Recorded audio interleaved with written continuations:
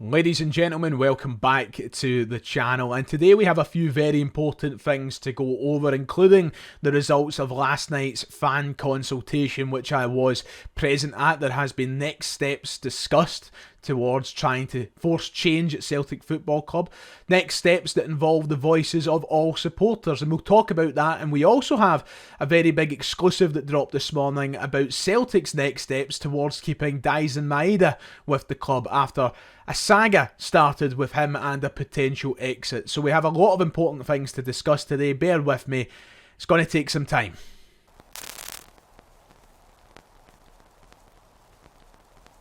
If you haven't already, please make sure to hit like and subscribe. It would be much appreciated. We are so close to 53,000 subscribers, which is just insane to say, quite honestly. We're nearly catching up with the capacity of Celtic Park at this rate. So if you haven't, go down below, hit those buttons. We're going to start today discussing last night's fan consultation meeting, which of course discussed what Celtic fans plan to do moving forward in protest of the Celtic board. My thoughts and views have been made perfectly clear. I assume by now that the majority of people watching this video know my opinions well and clear. I don't need to tell you any more of what I already have. I'm very much against this current Celtic board. I'm very much up for change within the boardroom at Celtic Park. And I'm very much up for fan action, which will help force that change. But I do understand that this is a very sensitive and emotional topic of conversation, one that does raise a lot of questions and a lot of insecurities, and that's perfectly natural, and I think it's also perfectly acceptable. I feel like there is a very genuine argument to be had here about how we go forward with this, but I think last night's fan consultation meeting was the perfect example of why that has to happen more often. Why we have to come together as a collective more often, because I was there last night, I was present, and I'm now allowed to discuss the findings of the meeting last night. And the main takeaway that I had leaving the room was that it was very productive in the sense that we had a room together full of people that have the same ideals, that have the same general vision of where we want to move forward as a football club, but we also have different concerns that might not get put out there as much as some others. It's very easy for me to sit down here and give you my views and for me to give you my opinions, but not everybody has the luxury of having that platform. And I never want to be one that is guilty of forcing my views, my opinions and my ideals onto people who might not agree. And last night there was an environment that was created so that people could represent their supporters' buses, so that people could represent their supporters' associations, so they could represent the listeners and viewers of their fan channels and podcasts, and we could bring that together as a collective to go forward together and make sure we do this properly. I already know that there is some people who are thinking that scab mentality might exist should we move forward in specific ways. I know that some people have the notion that this could create fans pitting against one another to create this sort of superiority complex. But the one thing that I think has to be made crystal clear, and the one thing that I left that room with last night, and maybe some people didn't leave the room with this, but I certainly did. I think that what I left the room with most importantly was that there was a collective of people that together we will do what's best for the club and we'll do what's in the best interest of all supporters. Something has been done here democratically, and even though it is nigh on impossible to have 100% of Celtic fans agreeing on each and every single thing we might do as a collective, I think democratically this is for the best. I think that there has been initiative put forward here to bring forward ideas, initiatives and plans that represent the vast majority of Celtic fans. And just like anything in life, you're never going to have 100% approval. You're never going to have a unanimous approval of different initiatives, of different things. But I think this is the best course of action, the closest course of action that we're going to have in achieving something together in unison. And what's important is that we keep on top of this. What's important is that we keep going on together and we don't stop. That we're relentless in our pursuit of change at Celtic Football Club. But we'll come on to that in a moment. Let me talk you through the findings and the statement that the North Curve published this afternoon. So this is the official update from the fan consultation meeting last night. It goes on to say that yesterday evening a consultation meeting was held with the signatories of the recent open letter to Celtic Football Club. The open letter has still to be addressed by Celtic Football Club despite it representing tens of thousands of Celtic fans. The consultation meeting reflected the second step of acting as a collective fan movement for positive change at our club and was attended by 85 people in the room and 175 online. Comprehensive minutes will soon be shared with all signatories. At the meeting, there was an overwhelming consensus on the following points, which were compounded by a fan survey of 38,832 people in advance of the meeting. To build on the recent no-confidence votes on the Celtic FC board seeking the removal of Michael Nicholson, Chris Mackay and Peter Lawwell at Celtic Football Club, to build a strategic escalatory campaign against the Celtic board, to build a democratic and representative fan body, to coordinate a late entry protest at Kilmarnock versus Celtic, to further visualise and vocalise fan discontent, to help progress these points and the fan movement generally, a steering group of volunteers is now being assembled. Finally, we would like to thank all who have participated in the process so far. It is natural that there will be a mix of feelings regarding some actions or inaction. However, the most important consideration at this stage is maintaining, building and utilising broad fan support. So that was the official statement that was put out by the club this afternoon, which touches on some potential next steps and the route that maybe we'll go down moving forward. Can I just make one thing crystal clear? I am only one of the 400 odd signatories on that letter. And I know that I have a lot of people that watch my videos and comment on my videos.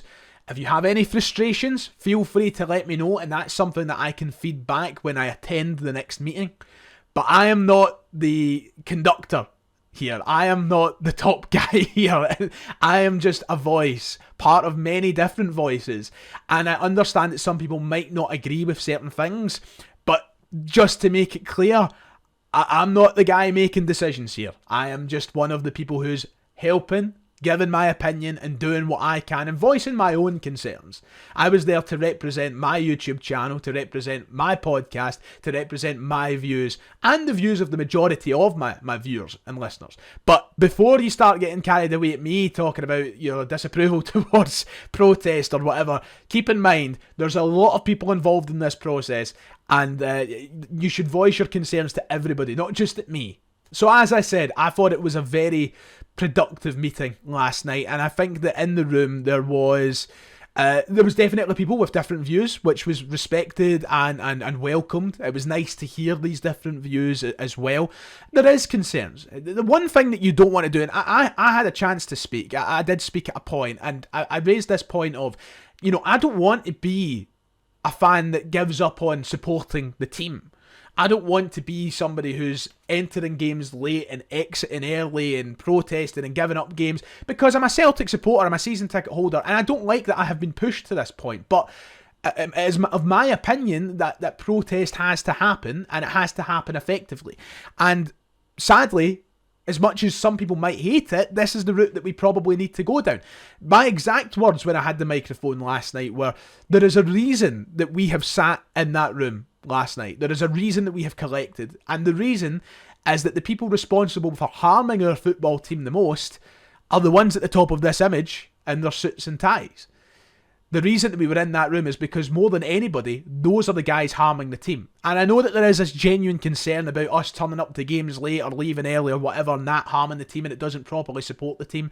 At the end of the day, the ones doing the most harm are the ones that need shoved. And to shove them, we need to do something. So I'm all for fan action. I am all for late entry, early exit.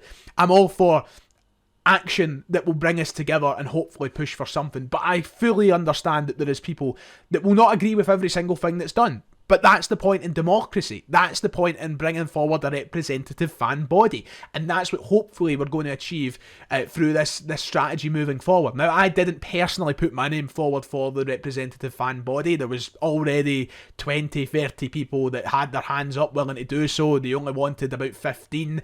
There was just no point for me, I thought. But I will still be there when called upon. I've made it clear that I will do my bit here. My aim is to use this platform as effectively as possible to try and do something. even if it's minute, even if it feels pointless at times, I am using this platform as best as I possibly can. And that was something that was touched upon last night. It was raised by a few organisers of the meeting, that we're at a point in time now that is so different from what we had before. Where back in the day, you had to rely on getting your information from the MSM, that you had to rely on getting your information directly from the club, that those were only the ways that you could communicate and get things and talk and get back and forth with the club. Now it's very different. Now we live in a world where we can use advantages like fan media, that we can use platforms like mine to hopefully just make some small change. I'm not expecting the Ryan118 YouTube channel or any other podcast to be responsible for forcing change. But the point is, if we all come together, if we all do our bit, including the guys that sit behind cameras, the guys that go to the games regularly, the guys that follow the team away from home, if all of us can do our bit, even the smallest will help.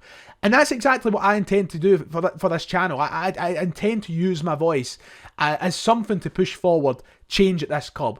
And last night I was very pleased leaving the building at the initiatives that can be taken and that everybody is wanting to come together. I was very, very proud and happy to see that, while also taking on board any criticisms. And I think that there's a lot to be positive about. It has to be made crystal clear. There will be no scab mentality.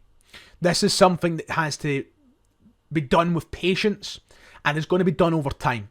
Nobody at that meeting last night, and I don't think anybody that's watching this video at home is expecting things to change overnight at Celtic Football Club, and that was something that was stressed very heavily last night. It's not easy to shift Dermot Desmond from his position of power. It's not easy to shift Peter Lawwell, Michael Nicholson or anybody at Celtic, whether they're executive or non-executive, from their position of power. This is going to be something that is strategic, that is going to have patience, but it has to be escalatory. It has to escalate, and we are the people that can escalate that. Celtic Football Club was a club that was founded for its people, and ultimately we are the ones that should have the most power at this club. Not somebody with more money than us, not somebody with more shares than us. Sadly, the way that the world works means that these guys have more power than us. But if we push, if we continue to push, and we have patience in pushing, and we escalate, there is no reason why Celtic fans can't be influential in the change at our club. And that is the hope that I'll be holding out for, and the hope that I'll be trying to put across in this channel whenever I need to. I plan on being at any meetings I'm required to go to. I'm planning on using this channel, as I've already said.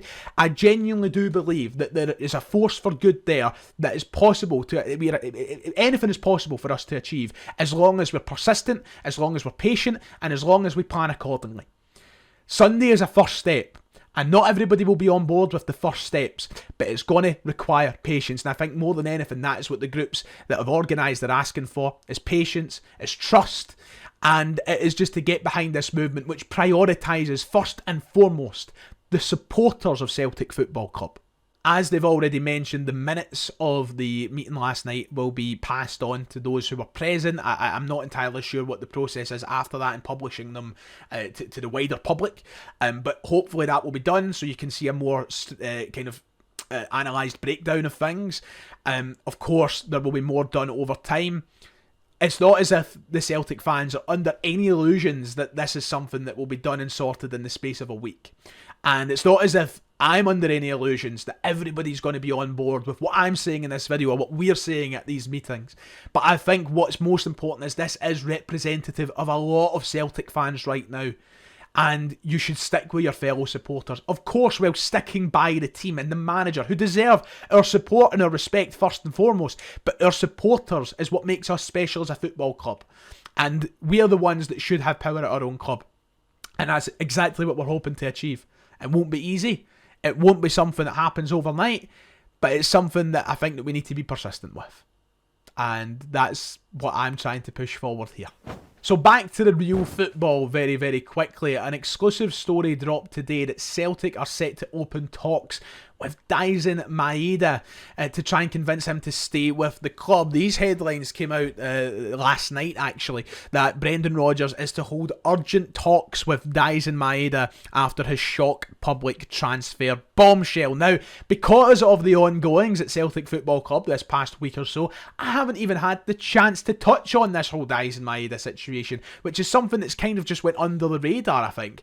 So we're going to just look at his comments very quickly before we discuss the story of a a new contract. So Daizen Maeda spoke to the media back in Japan on his international break and basically admitted that he wanted to leave Celtic this summer and that he was intending on doing so if it wasn't for the board blocking a move. And of course that has people up in arms, saying that's the reason he's not been great, he's down tools, and it's just another mess at Celtic that has came out of the woodwork these past few weeks alongside everything else. These were Daizen Maeda's exact words in the Japanese media, saying, "I did receive an offer and I had been telling the club that I wanted to take the next step, but Celtic hadn't been able to strengthen their squad properly, so in the end they couldn't let me go. Personally, I had agreed, I wanted to take on the challenge.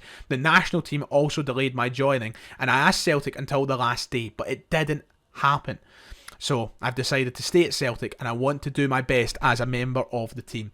I guess the main positive to take from this is the last line. He's still happy to be part at Celtic. He still wants to give his best to the club. But obviously it's raising the same old questions about players who want to be here, who want to move on. And of course the mess that was Celtic's summer. All the same old points are coming back up. Interestingly enough, Anthony Joseph posted this on September 5th, that a Bundesliga club had registered interest last week, which was the last week of the transfer window, and he was keen on that move. The German club had made a big bid and Celtic were in no position to entertaining it because of the forward situation. I mean, it's a bit strange that Anthony Joseph waited till September 5th to talk about that story if they knew it existed, but it could be possibly where Daizen Maeda was meant to end up. He did say he had personal terms agreed with a club. That might have been in Germany, it might have been in England. We heard all the chat about Brentford. We don't really know exactly who it was. All we know was Daizen Maeda did agree terms and Celtic didn't let him go. So in short, Celtic want to rectify the situation by having urgent talks with Daizen Maeda on the subject of a new contract. The article that reported the exclusive said that there will be urgent talks once Daizen Maeda returns from his international duty with Japan, which is scheduled for Thursday morning as of today. Whether that started or not, we'll wait and see. But yeah, apparently they want to get down to urgent talks. They want to get him a new contract and convince him to stay at the club. Some people might be at the point where they think that convincing shouldn't happen. If he wants to go, let him go. He hasn't started the season well enough. He clearly wants to go. But I think it's certainly a conversation that still should happen, even if you don't necessarily agree with it. If I was to hedge my bets, I don't think he'll entertain the contract discussions unless we put a significant amount of money on the table for him. I think that his heart and his head is probably set on leaving the club in January. And I said that all summer. I mean, you can go back and watch many of my videos. I put my money on Maeda leaving the club in January, and I still think that will happen. Even before all of this came out, I just had this feeling, assessing the scenario, the situation, that January would be when Maeda left. And I think if he's had that heart set in a move, that's probably still going to happen unless we really convince him to stay. And some people will ask the point of that. I mean, the thing is, he's a great player. When he's at his best, he's one of Celtic's biggest assets. Very hard to replace. But it's just such a whirlwind now. If he's made it clear he wants to go, should you let him go? I don't know. We've walked into another mess. Just one of many messes that the club have made this summer. And I'm just hoping that for the sake of everybody, himself, Celtic, and us as supporters, he picks up his game again and he plays his best football. Even if that's to get himself a move. Because if he plays well, we'll benefit from it. And then we can talk about replacing him when the time comes. But we need to be proactively looking at replacements right now. And Celtic don't give me any faith that they're doing that. That's just one of the biggest problems. Right, that does it for today. If you've enjoyed, please make sure to hit like and subscribe. We'll follow the Daizen Maeda story more closely if news comes out. But until then, take care of yourselves. See you for the podcast tomorrow, and I'll see you all next time.